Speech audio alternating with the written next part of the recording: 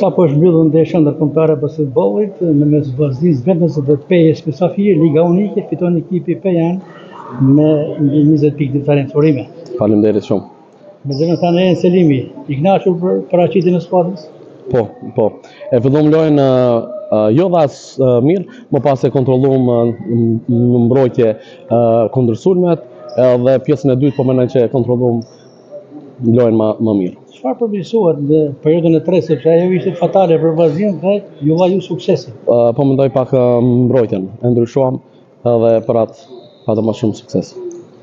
Sot nuk e pam në lojë një nga figurët e PES, por dhe gjithë basketbollit kosovar, Dardan Berishën. Arsye dëmtimi? Arsyet është i dëmtuar, po shpresojmë për një apo 2 javë do të kthehet. Në diçka tjetër, profesor, në ndeshjen e parë në PE ka fituar Vllaznia. Interesante, fiton Vllaznia në PE dhe mposhtet në Shkodër. Po mendoj pak e kena analizuar lojën më mirë dhe për atë bëdëm në disa ndryshime. Cili është objektivi i PE-s në ligën unike? Të ngritemi sa më lart. Për ta fituar trofeun? Sa më lart që mundemi.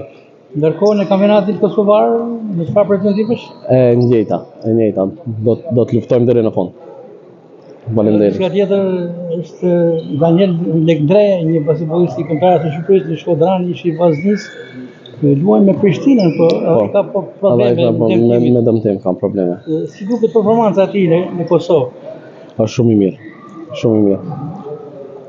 Dhe fakti që qeveria kosovare ka pajisur me pasaport kosovare për të luajtur në ngjyrat e kombëtarës, që tregon se ka vlera.